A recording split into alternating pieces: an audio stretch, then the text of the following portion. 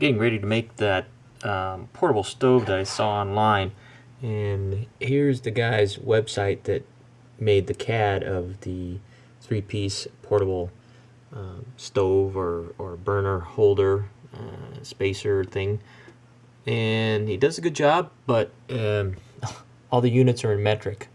So what I did was I printed it out and I converted some of them over to English, but I noticed a little pattern. Now, it's not important to get the conversions just right because I really don't care what the precise dimensions are. I just need to hold the stove.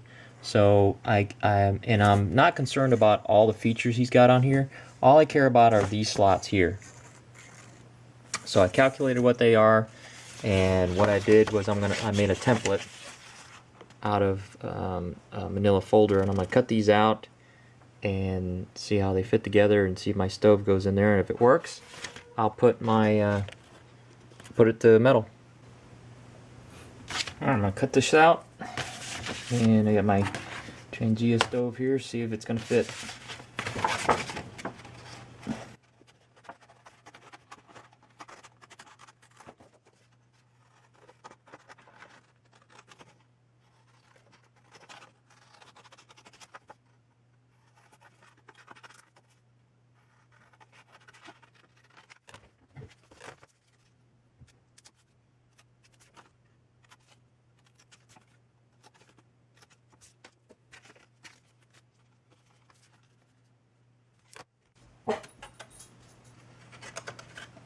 Now, the reason why I'm using paper first is that it's easier to make mistakes on paper than when you go to cut your piece of metal and you screw that up. Then you gotta get more metal. Alright, same thing here. This is a 3/4 inch, so I'm going half of whatever 3/4 inches. I think these are 1/2 inch slots, or 3/4 inch slots. 1.5. This thing is 1.5 inch wide, and so I made 3/4 inch slots. There you go. And it's supposed to fit together just like so.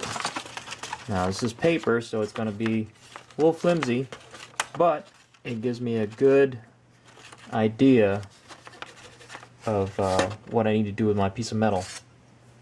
So here's my Trangia stove, and I can smell a little bit of alcohol coming out of it, but not too bad.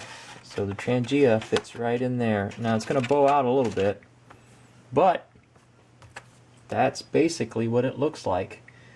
And I think the way it's constructed, the holes are going to be up here. Well, anyway, but that's what it looks like in paper. So next, what I'm going to do is I'm going to draw it out, lay it out on a piece of metal, and make a metal one, and we'll crank it up, see how it works. Found some scrap aluminum that I had when I was back in the Navy, and I took my templates and I traced them out, and I cut out the rough blanks. So what I'm going to do next is I'm going to finish trimming them up with a file and fit them together. Now this one didn't really happen as planned because this is the smaller section, but I think I'm going to go ahead and use it anyway. It's got a little lip, gives it a little more stability. But let me show you what I found when I was looking through my scrap metal bin. This is a practice piece from my airframes class when I was in the Navy.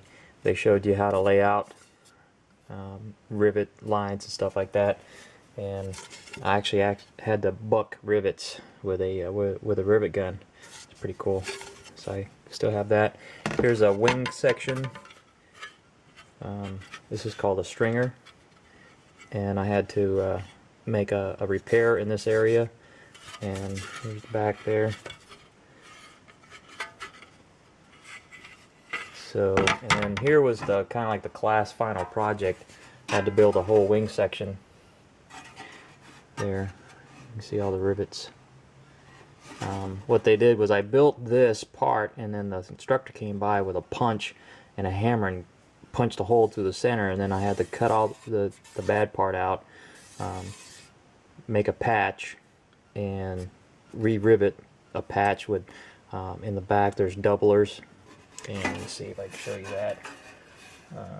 Yeah, the back there you can see all the rivets that I made in the back. So yeah, I got a 96 on my project. That's what I did in the Navy. Alright, got all my pieces trimmed, and I've deburred all the edges so they're not sharp and round at the corners. And what I'm going to do now is I'm going to cut the slots, but the thing I want to do before I cut the slots is make what's called a stop drill. And what that is, it's a hole, so when I cut down into it I don't keep cutting and make rough edges and it becomes a weak spot. So the way you do that is you take a center punch and then you mark your location there, and then you center punch the hole to give the drill something to bite into, and then from there you can drill your hole without the drill bit drifting on you. So I'll drill these two holes first. Well, I'll go ahead and stop or center punch all these first, and then I'll drill the holes and let you see that. Make a little bit of punch. Can't be shy on that center punch.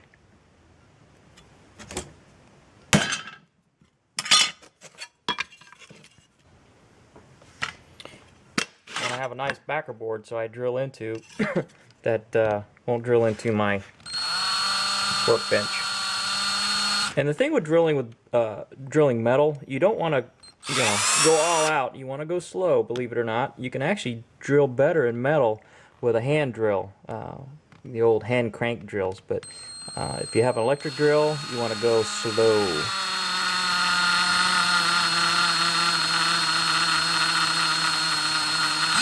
If you go too fast, you'll burn out your drill. See that little chips falling out? That's about as fast as you want to go. It's hard to control, but you see the chips coming out.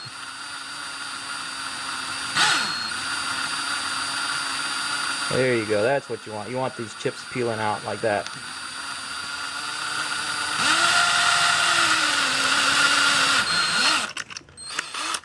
There you go, that's my first hole. What I'm going to do is drill the rest of the holes, and I'll show you how to deburr it. The way you deburr a hole is you can get what's called a countersink and just ream it out. You guys that reload or reload ammo rifle cases, you have to deburr when you trim your cases, and basically that's what I'm doing. I'm taking all the rough edges off so it doesn't, after years of use, it doesn't start cracking on you. Or what you can also do if you don't have a countersink is you can use a big drill bit, and you don't have to hook it up to the drill. Just use your hand and take the burrs out.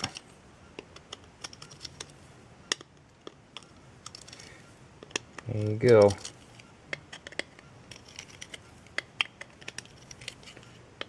And it keeps you from cutting your finger too on a burr.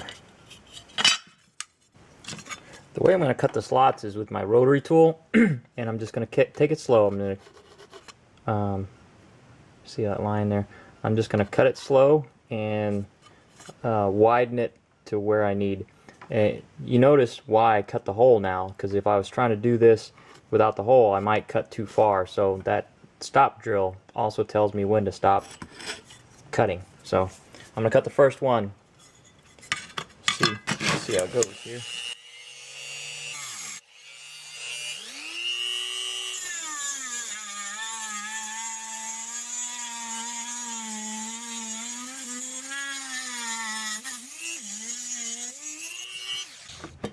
Alright, that's what the slot looks like.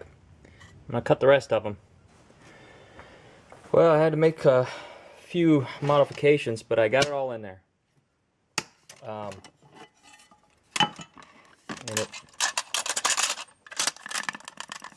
it's pretty snug.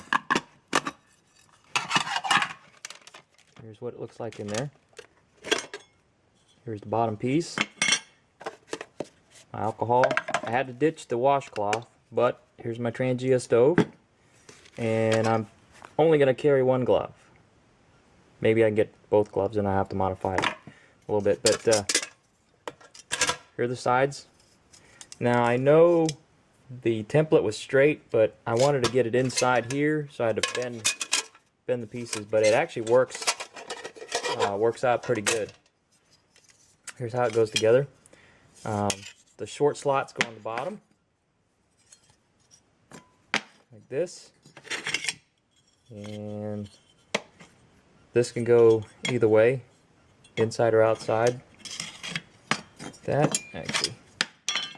Right piece goes first, left piece goes on top. Now I'm going to have to widen these slots to get them to line up a little bit better, but for purposes of demonstration,